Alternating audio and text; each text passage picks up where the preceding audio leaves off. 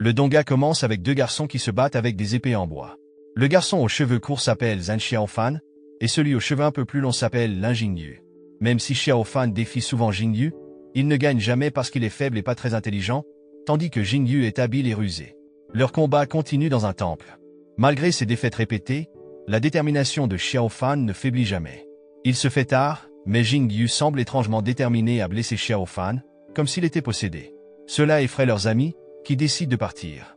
Soudain, un vieux moine nommé Puzi apparaît et arrête Jingyu. Jingyu s'excuse auprès de Xiaofan d'avoir été trop viol. Puzi semble savoir ce qui se passe, ce qui met Jingyu mal à l'aise. Jingyu emmène rapidement Xiaofan loin du temple. La scène change, et la mère de Xiaofan lui demande d'accomplir une mission. Le temps est sombre, annonçant une tempête. En même temps, une force obscure apparaît dans le village. Puzi sent que cette force obscure cherche Jingyu, qui est dehors. Puzi sauve Jingyu de l'attaque de cette force obscure. Celle-ci se transforme ensuite en un homme masqué et capuchonné qui attaque directement Puzi. Il s'engage dans un combat, et l'homme masqué semble prendre le dessus. Il veut s'emparer d'un objet que Puzi protège, mais ce dernier refuse de le céder. Le combat continue sous les yeux de Xiaofan, qui regarde de loin. Puzi impressionne l'homme masqué avec ses mouvements puissants. L'homme masqué reconnaît que les techniques de Puzi sont uniques au temple Tianyin. L'homme masqué utilise alors son épée pour déclencher la technique du tonnerre divin, révélant ainsi qu'il fait partie de la secte Qingyun. L'affrontement entre leurs forces crée un vent puissant qui renverse Xiaofan, le faisant s'évanouir. L'homme masqué décide de partir, incapable de surmonter les techniques bouddhistes de Puzi. La scène montre Puzi, appuyant Xiaofan et Jingyu contre le tronc d'un grand arbre. Puzi sait qu'il va bientôt mourir. Il a pris une pilule qui peut retarder sa mort de 3 jours. Ne voulant pas perdre de temps, il décide de transmettre son pouvoir. Puzi guérit Xiaofan, blessé par la puissance de l'épée divine, puis choisit de lui donner tout son pouvoir car il croit que Xiaofan est l'enfant annoncé par Bouddha. Puzi propose de former Xiaofan pour qu'il devienne fort. Il lui dit que personne, même pas sa famille, ne doit être au courant de cette formation. Xiaofan doit s'entraîner chaque nuit à minuit et utiliser les techniques uniquement dans des situations dangereuses. Xiaofan accepte rapidement la demande de Puzi. Mais il y a d'autres conditions. Puzi dit à Xiaofan de ne jamais révéler son identité et lui donne une perle qu'il doit garder secrète. Xiaofan doit cacher cette perle dans un endroit très sûr. Après avoir tout expliqué, Xiaofan s'agenouille et appelle Puzi son maître. Peu de temps après, le ciel s'éclaircit et Jingyu se réveille. Jingyu se rend au temple, trouve Xiaofan endormi là-bas, et le réveille. Xiaofan ramène Jingyu chez lui sans lui raconter ce qui s'était passé la nuit précédente. À leur arrivée au village, il semble très différent et désert. Il ne voit qu'un seul homme, l'oncle Wang, qui paraît choqué et stressé. En voyant l'état de l'oncle Wang, Xiaofan décide d'explorer le village. Il découvre que tous les villageois sont morts de manière horrible. Il hurle de peur et s'évanouit à nouveau.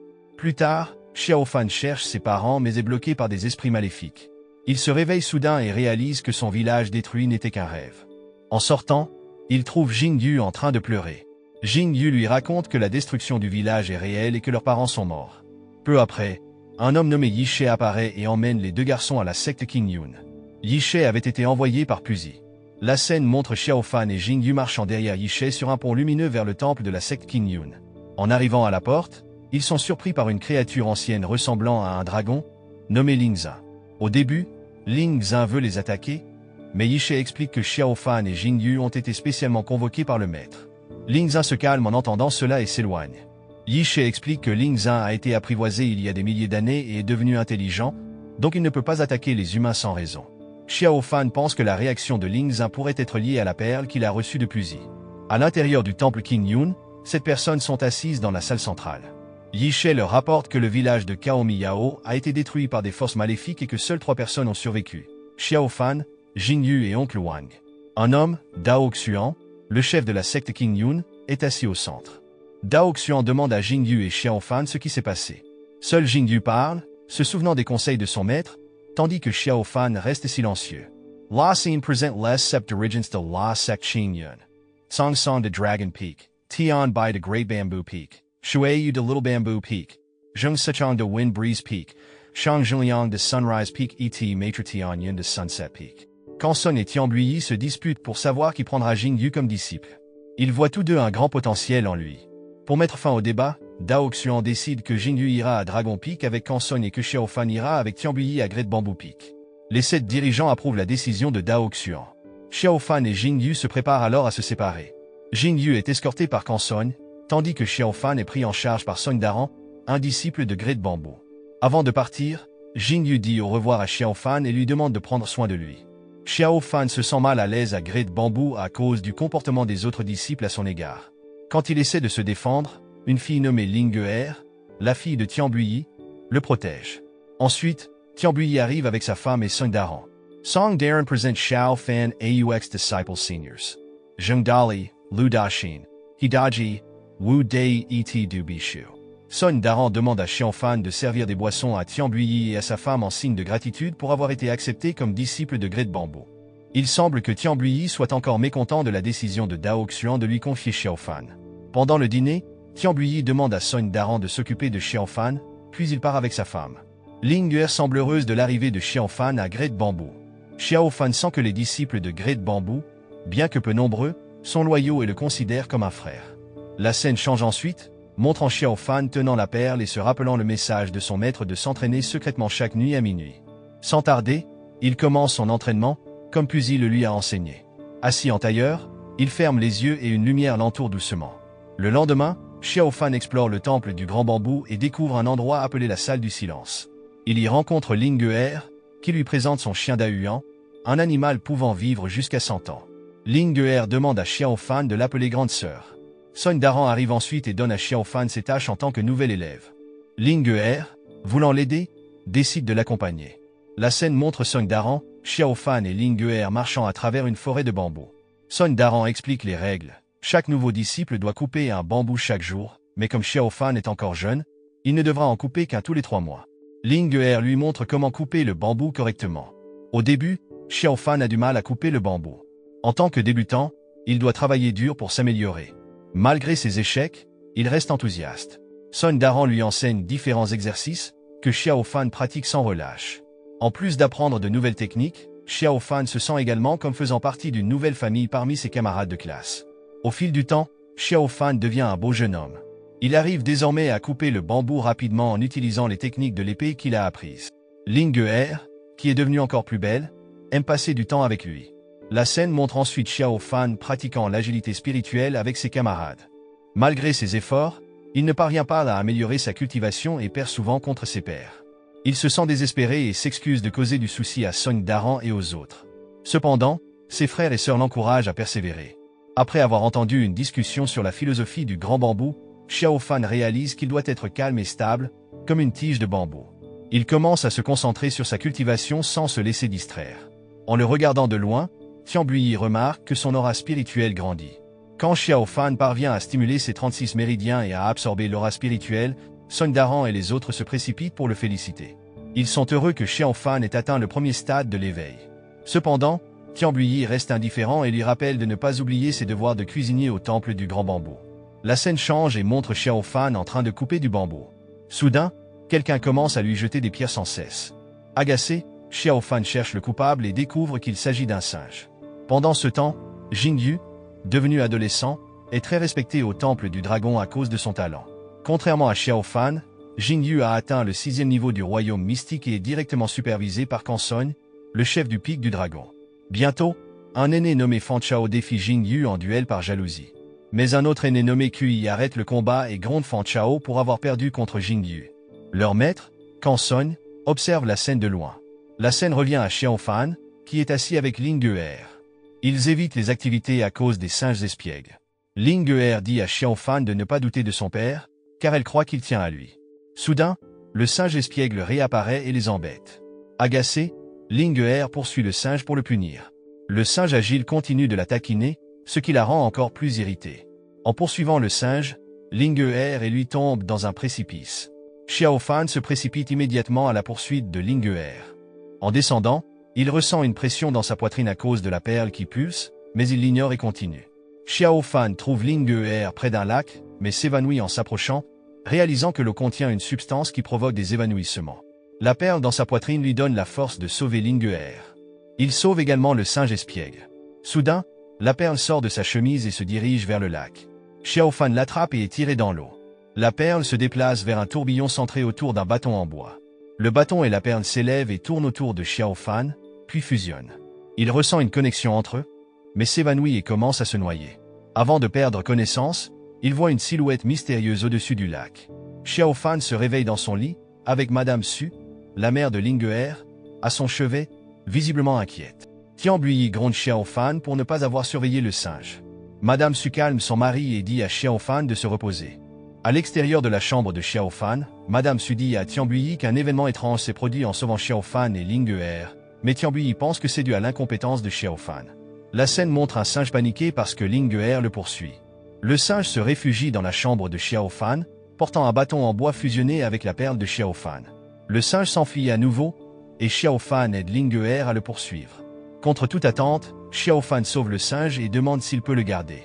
Ling Ge accepte, à condition que Xiao Fan en prenne la responsabilité. Xiao Fan Nami, le Sin Xiao Hui. Comme d'habitude, Xiao Fan s'entraîne la nuit et sent que sa cultivation s'améliore depuis qu'il a franchi la porte de l'éveil de la première étape. Pendant ce temps, Jingyu est frustré parce qu'il n'arrive pas à briser un rocher pendant son entraînement. Kanson le gronde pour précipiter son apprentissage, expliquant que les techniques avancées de l'épée nécessitent un esprit clair. Kanson surprend alors Jingyu en sautant dans un précipice, mais revient en flottant avec l'épée du dragon. Kanson veut transmettre l'épée du dragon à Jingyu, mais il doit d'abord prouver qu'il en est digne. Jingyu prouve sa valeur et réveille le pouvoir de l'épée du dragon, étonnant Kanson. Kanson décide d'enseigner à Jingyu la plus puissante technique de la secte Qingyu, la technique du tonnerre divin, le même pouvoir qui a détruit le village de Jingyu. Jingyu se sent étourdi et s'évanouit. La scène change, montrant Xiao Fan discutant avec Dayuan et Xiao Hui à propos d'un cadeau, une flûte en bambou, qu'il souhaite offrir à Ling Ge. Ling Ge surprend la conversation et oblige Xiao Fan à lui montrer le cadeau, mais Xiao Fan est timide. Ling Ge essaie de l'attraper, et la flûte tombe dans une marmite d'eau bouillante. Son Daran apparaît et dit à Ling Ge qu'un disciple du pic du dragon est en visite, et qu'elle doit l'accueillir. Xiao Fan décide de l'accompagner, espérant revoir son ami d'enfance, Jingyu. Pendant ce temps, Kui et Jingyu du pic du dragon sont reçus par Tian Buyi et sa femme. Ils apportent des nouvelles du chef de la secte Qingyu concernant une réunion entre les 7 divisions pour commémorer le 100e anniversaire de la secte Qingyu. Pour cette commémoration, chaque division devait initialement envoyer un élève pour participer à la compétition, mais le nombre a été porté à 9. Cela signifie que Tian Buyi doit envoyer tous ses disciples. Il accepte à contre-cœur. Les disciples du pic du dragon et du grand bambou discutent entre eux. Kui parle à Ling Ge, tandis que Jingyu discute avec Xiao Fan. Xiao Fan et Jingyu parlent de leur village, toujours incapables de découvrir qui l'a détruit. Ils décident de se livrer à un combat amical pour se rappeler leur enfance. Le 99e combat entre Xiao Fan et Jingyu commence. Ling Ge interrompt le combat à cause d'un malentendu et attaque Jingyu. Ling Ge attaque Jingyu si sérieusement que celui-ci se met en colère et riposte avec la lame du dragon, sans réfléchir. Xiao Fan ne peut pas les arrêter car leurs compétences sont supérieures aux siennes. Heureusement, Kui intervient et les sépare. Kui demande à Jingyu de s'excuser. Xiao Fan explique qu'il ne faisait que s'amuser, mais Tian Buyi le gronde également. Plus tard, Kui s'excuse en privé auprès de Ling Ge et lui offre un cadeau, une perle qu'il a obtenue lors d'un combat contre la secte des démons. Ling Ge accepte le cadeau, rendant Xiao Fan jaloux. Jingyu encourage Xiao Fan à être plus audacieux et lui propose de participer à la compétition entre les 7 divisions pour honorer leur village. Jingyu repart ensuite vers le sommet du pic du dragon. Ce soir-là, Xiao Fan se sent triste car son cadeau pour Ling Ge semble moins précieux que celui de Kui. Soudain, Ling Ge apparaît à sa fenêtre, le surprenant. Elle veut discuter en secret. Ling Ge est toujours contrarié que Jingyu ait maltraité Xiao Fan. Malgré les explications de Xiao Fan, Ling Ge reste agacé et lui donne une note d'entraînement. Xiao Fan est choqué de voir que c'est un guide pour maîtriser les 3 premiers niveaux du royaume mystique. Il est nerveux car Tian Buyi lui a interdit de s'entraîner. Cependant, Ling Ge insiste et lui demande de ne rien dire à personne. Elle parle ensuite de Kui et montre son cadeau, ce qui rend Xiao Fan encore plus mal à l'aise. Ling Ge part, disant à Xiao Fan de commencer à s'entraîner immédiatement. Bien qu'hésitant, Xiao Fan lit la note et la comprend. La méthode d'entraînement n'est pas difficile pour lui car elle ressemble aux enseignements de Puzi. Il commence à s'entraîner immédiatement. Peu après, Xiao Fan entend un bruit fort à proximité et découvre que son aîné, Dubichu, s'entraîne pour renforcer sa force. Il est surpris car Dubichu était absent depuis de nombreuses années et vient juste de revenir. Dubichu montre son nouveau pouvoir, les dés divins, fabriqués à partir du noyau d'un arbre perlier millénaire, pour participer à la compétition entre les 7 divisions. Xiao Fan devient méfiant. Comment Dubichu pouvait-il être au courant de la compétition alors qu'il avait été absent si longtemps? Pendant ce temps, Jingyu attire l'attention des meilleurs disciples du pic du dragon en s'entraînant avec la lame du dragon, rendant Kui plus compétitif. Son avertit Jing Yu de ne pas être trop confiant et rappelle à ses élèves l'importance de la compétition entre les 7 divisions. Il espère qu'ils maintiendront la réputation du pic du dragon, qui a toujours été le meilleur de l'histoire de la secte Qing Yu. La scène montre ensuite Dao Xuan interagissant avec les habitants du temple ancestral. Ils se disputent, les habitants rappelant à Dao Xuan de ne pas toujours croire qu'il a raison. Dao Xuan, furieux, quitte la discussion. Le jour tant attendu arrive. Les disciples du pic du grand bambou se rassemblent, prêts à partir. Ils attendent Xiao Fan, qui prépare les provisions. Quand Xiao Fan arrive, Ling Ge'er est surprise de le voir porter un bâton noir au lieu d'une arme. Ling Ge'er donne à Xiao Fan une épée pour qu'il puisse mieux se battre. Tian Buyi donne des instructions avant leur départ et demande à Xiao Fan de rester avec Song Daran. Xiao Fan est émerveillé lorsqu'il arrive au lieu de réunion des 7 divisions, car l'endroit est magnifique et plein d'élèves des autres divisions. Il est particulièrement fasciné par les disciples du pic du petit bambou, qui sont pour la plupart des femmes très belles. Pendant ce temps, au temple de la secte Qing Yu, les dirigeants tiennent une réunion sur leur conflit avec la doctrine démoniaque. Ils craignent que les enseignements démoniaques de la grotte de Wang Fu ne soient ravivés. Dao Xuan décide d'attaquer d'abord la salle du sang raffiné de la secte des démons pour prévenir une attaque soudaine. Pour enquêter sur la grotte de Wang Fu, Dao Xuan propose d'unir les disciples de la vallée de Fenxiang et du temple de Tianyin et d'envoyer des disciples de chaque division de la secte Qing Yu. Cependant, seuls les 4 meilleurs élèves seront sélectionnés lors de la compétition entre les 7 divisions. La scène montre ensuite Song Daran rencontrant Wen, une disciple du pic du petit bambou. Song Daran est gêné car il pense souvent à Wen depuis leur dernière rencontre, et ses camarades disciples se moquent de lui. Le groupe de disciples du pic du dragon, mené par Kui, arrive. Kui salue chaleureusement Ling Ge'er et Wen, ce qui rend Ling Ge'er nerveuse. Xiao Fan salue Jing Yu, qu'elle encourage. Pendant ce temps, Xiao Hui est poursuivi par un disciple masculin du pic de la brise du vent. Le singe trouve Xiao Fan et grimpe sur son dos pour échapper au disciple. Le disciple s'intéresse à Xiao Hui parce qu'il est un singe à 3 yeux, une créature spirituelle très rare. Le disciple est surpris que Xiao Hui soit apprivoisé, car aucun humain n'a jamais réussi à dompter un singe à 3 yeux. Peu de temps après, la compétition entre les 7 divisions commence. Dao Xuan prononce le discours d'ouverture de l'événement. Pendant ce temps, le disciple du pic de la brise du vent tente toujours de voir le 3e œil de Xiao Hui, mais le singe l'ignore. Le disciple se présente à Xiao Fan sous le nom de Chuchu. Peu de temps après, l'événement du sabre sacrificiel commence, marquant le début de la compétition principale. Soudain, le bâton en bois de Xiao Fan se mit à briller en rouge, ce qui fit venir Ling Zin sur le lieu de l'événement, provoquant la panique générale. Heureusement, Dao Xuan arrêta Ling Zin et le renvoya. Les disciples applaudirent alors, croyant que l'arrivée de Ling Zin faisait partie du spectacle. Son annonça ensuite que le prix pour le vainqueur du tournoi serait une relique de la 10e génération de la secte Qing Yu, un miroir hexagonal nommé Fangzi, capable de refléter toutes sortes d'attaques. Son distribua ensuite les numéros des participants et annonça les affrontements. Xiao Fan reçut le numéro 1, et comme personne n'avait le numéro 64, il passa automatiquement au tour suivant. Les combats commencèrent. Un des duels opposait Ling Ge'er à Shen Tiandu, un disciple du pic du soleil. Song Daran avertit Ling Ge'er d'être prudente, car Shen avait déjà battu un maître. Dès que le combat commença, Ling Ge'er et Shen montrèrent leur force, utilisant la technique du roseau contre celle de la pierre. Cependant, Xiao Fan était distrait par Chuchu, qui n'arrêtait pas de lui proposer d'acheter Xiao Hui. Pendant le combat, Ling Ge'er se retrouva piégé par les pierres de Shen, mais les pierres se brisèrent soudainement sous l'effet du pouvoir du bâton en bois de Xiao Fan. Ling Ge'er en profita pour contre-attaquer et accula Shen. Xiao Fan réalisa qu'il avait involontairement interféré dans le combat, mais fut à nouveau distrait par Chuchu. Chuchu offrit à Xiao Fan le livre de l'incomparable, un livre avec des images inappropriées, ce qui mit Xiao Fan mal à l'aise. Pendant ce temps, Ling Ge'er gagna son combat contre Shen. Elle demanda à Xiao Fan ce qu'il avait pensé de son duel, mais, toujours distrait par Chuchu, il ne put répondre correctement, ce qui déçut Ling Ge'er. Le combat suivant commença, et tout le monde observa l'élève féminine en compétition, à la fois forte et belle. Il s'agissait de Lu Xuanqi, connue sous le nom de Lu, la plus jolie étudiante du pic du petit bambou. Son adversaire était Fan Chao, un aîné du pic du dragon. Avant que le combat ne commence, lui demanda la permission à Shui Yue, la chef du petit bambou. Puis, elle laissa Fan Chao attaquer en premier. Fan Chao attaqua comme lui l'avait demandé, mais elle esquiva toutes ses attaques. Lui resta calme et ne contre-attaqua pas immédiatement. Ses mouvements étaient efficaces et gracieux. Fan Chao, frustré, crut que Lu se moquait de lui. Finalement, Lu riposta et mit Fan Chao à genoux facilement. Xiao Fan fut impressionné par la beauté et la force de Lu. Son n'était pas satisfait de Shui Yue, pensant que les actions de Lu étaient excessives. En revanche, Tianbuyi loua les compétences de Lu et le sabre de Tianshan qu'elle avait hérité de Shui Yue. Xiao Fan sortit de son admiration lorsque Shushu lui dit que Lu était plus jolie que Ling Er. En soirée, tous les matchs d'ouverture étaient terminés. Xiao Fan regarda le tableau des qualifiés pour le prochain tour et y vit son nom. Pour se calmer en vue de son combat du lendemain, il décida de se promener la nuit. À sa grande surprise, il vit Ling Er et Kui seuls, discutant comme des amoureux.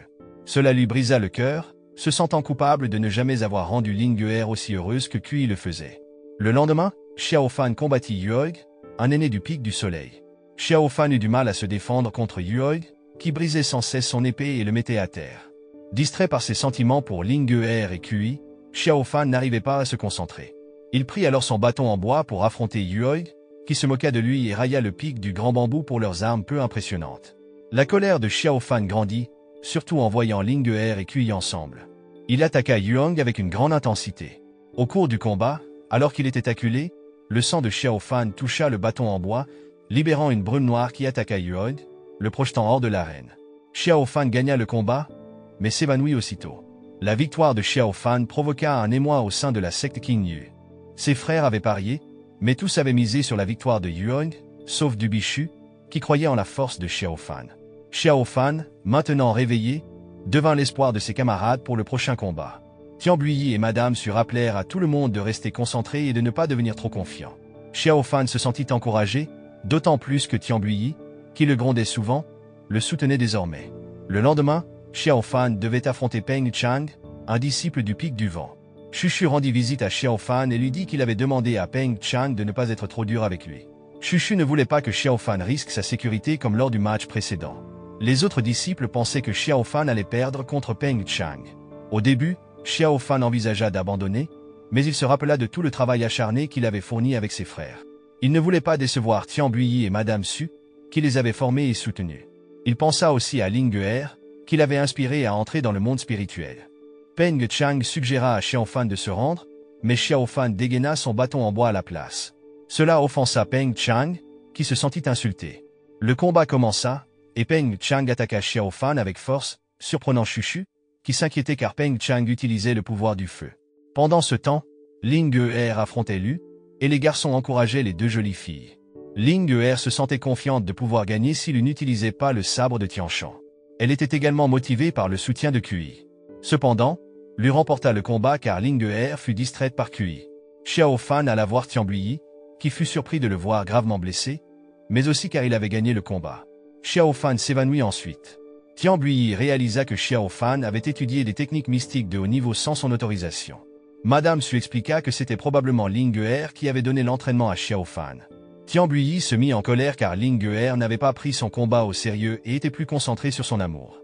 En revanche, Xiao Fan s'était battu avec acharnement pour l'honneur du pic du grand bambou.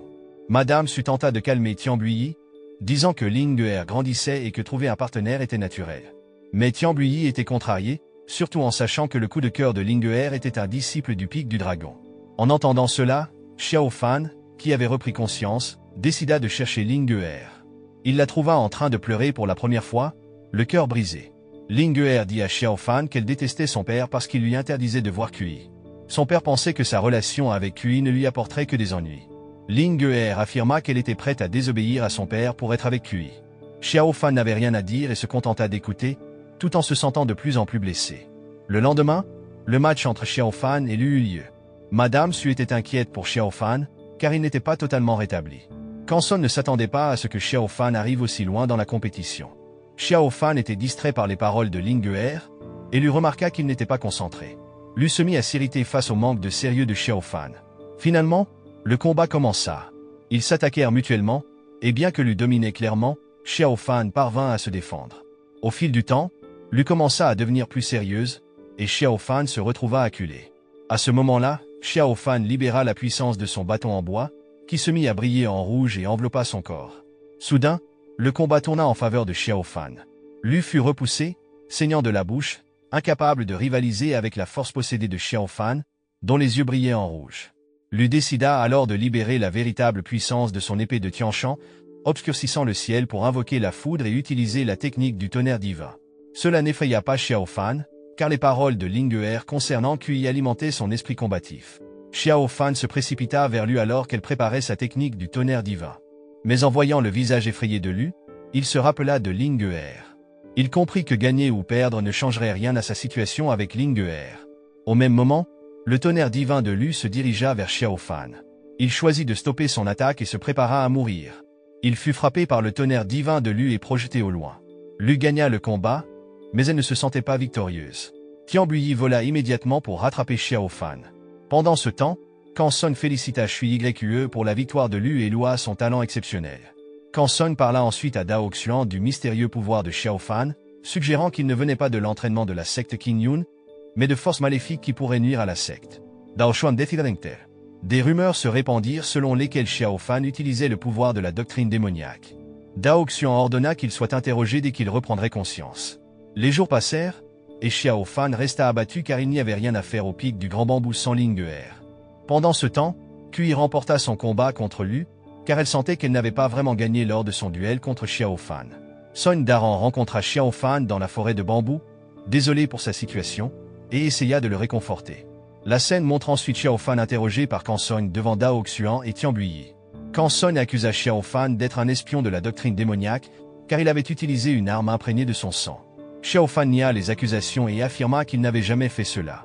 Canson affirma que le bâton en bois était la preuve que Xiao Fan pouvait utiliser des techniques de la doctrine démoniaque, suggérant qu'il méritait la peine de mort selon les lois de la secte Qingyun.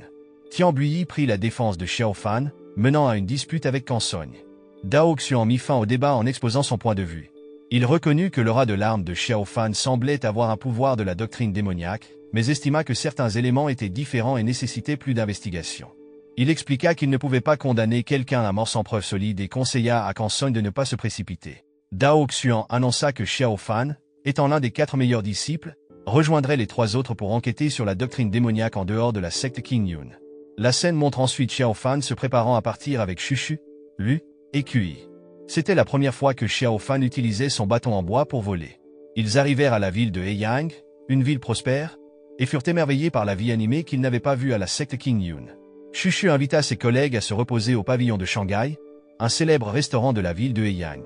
Shushu commanda les plats les plus délicieux, révélant qu'il visitait souvent secrètement ce restaurant. Lorsque la nourriture arriva, ils l'apprécièrent, surtout la soupe claire de poisson qui fascina Xiao Fan. Le serveur expliqua que le plat était préparé avec du poisson frais, cuisiné avec des épices sélectionnées. Soudain, une belle jeune fille nommée Biyao apparut et réfuta sèchement l'explication du serveur. Biyao affirma que le poisson venait de loin et pouvait être avarié. Le serveur expliqua que si le poisson était cultivé avec succès dans la secte Qingyun, il n'aurait pas besoin d'en commander d'aussi loin. Biyao continua de dénigrer la secte Qingyun, ce qui rendit Lu émotive. Cependant, un serviteur les interrompit, et Biyao partit après avoir été réprimandé par quelqu'un. Finalement, ils décidèrent de passer une nuit dans la ville de Heiyang avant de continuer leur voyage. Alors que Xiao Fan s'apprêtait à dormir, Lu vint le voir et lui demanda des détails sur leur combat de l'autre jour. Ce combat était mémorable pour Lu, car elle avait utilisé toute sa force. Elle lui demanda également pourquoi il avait perdu contre elle alors qu'il aurait pu gagner. Xiao Fan, réticent à commenter, lui répondit simplement que Lu était plus forte, donc elle avait gagné.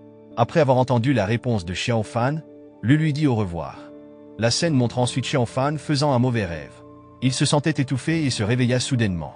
Ne pouvant plus dormir, il décida de se promener autour du pavillon de Shanghai et rencontra Biyao, qui profitait de la nuit. Il réprimanda Biyao pour avoir cueilli des fleurs, pensant que ses actions blessaient les fleurs. Biyao, exaspéré par l'embarras de Xiao Fan, éclata de rire lorsqu'il lui dit que la fleur qu'elle avait cueillie versait des larmes. Elle lui demanda ensuite qui était plus jolie, les fleurs ou elle. Xiao Fan, timidement, répondit que Biyao était plus jolie. Il se présenta à elle. Biyao taquina Xiao Fan, lui disant qu'il était comme un idiot qui ne savait que complimenter sa beauté. Irrité par ces paroles, Xiao Fan s'en alla. Cependant, Biyao fut impressionné par l'innocence, l'honnêteté et l'appréciation de la vie de Xiao Fan, comme une fleur.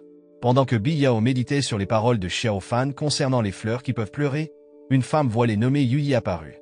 Yuyi confirma que les 4 personnes venaient de la secte Qingyun. Biyao montra à Yuyi les fleurs qu'elle avait cueillies et expliqua qu'elles fleurissent la nuit, rappelant à Yuyi la mère défunte de Biyao. Biyao interrompit Yuyi, se sentant toujours triste à propos de la mort de sa mère. Biyao ne ressentait aucune affection de la part de son père, le chef de la secte, et ne se sentait pas digne d'hériter de l'arme de sa mère. Elle choisit de rester seule pour se calmer, mais Yu Yi lui rappela de se préparer pour la mission au Mont Kongsan. La scène change ensuite pour montrer Xiao Fan et ses collègues se dirigeant également vers le Mont Kongsan, un ancien lieu de rassemblement des démons. Avant d'entrer dans la grotte du Mont Kongsan, ils attendraient l'arrivée des disciples de la vallée de Fenchang et du temple de Tianyin pour les rejoindre. Peu de temps après, une armée de chauves-souris vampires bloqua le chemin de Xiao Fan et de son groupe. Alors qu'ils luttaient pour s'en débarrasser, une voix d'un autre étudiant leur conseilla d'allumer la lumière.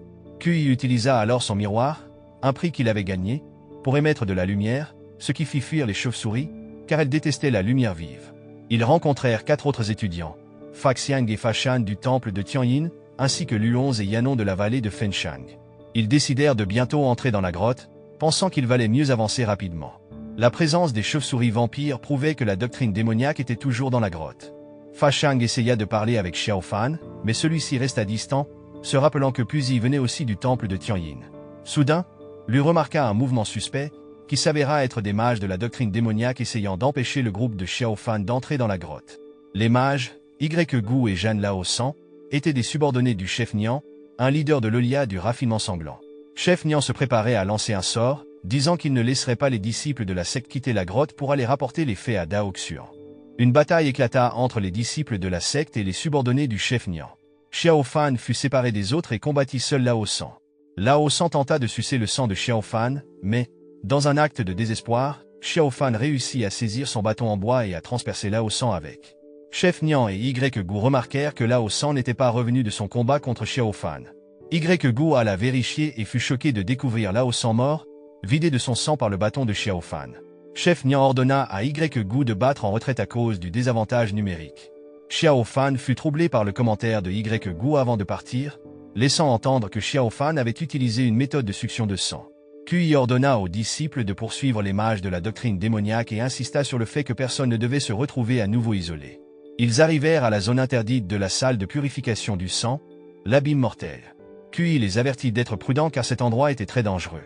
Un autre assaut fut lancé par les mages de la doctrine démoniaque, Lin Feng, Xiao Zhu, Chef Nian, Y-Gu et une femme avec un fouet nommé Madame Mei Mao. Les mages semblaient ravis, impatients de sucer le sang des pratiquants spirituels. La bataille commença, et Xiao Fan et son groupe furent séparés, presque au point de s'attaquer les uns les autres à cause de la brume créée par Lin Feng. Lorsque Xiao Fan parvint à attaquer Y-Gu, ce dernier remarqua que la méthode d'attaque de Xiao Fan était différente. Lui vint ensuite aider Xiao Fan à combattre Y-Gu et Chef Nian. Pendant ce temps, Kui affrontait Madame Mei Mao. Lin Feng demanda à Madame Mei Mao d'aller aider Chef Nian. Pendant le combat, Lu fut frappé par derrière par Madame Mei Mao et piégé par son fouet, qui commença à drainer son sang. Xiao Fan courut immédiatement pour sauver Lu. La morale de l'histoire est donc: si tu veux éviter les accusations de sorcellerie ou de techniques démoniaques, évite de te battre avec un bâton en bois qui aspire le sang, et surtout, ne sous-estime jamais une soupe de poisson.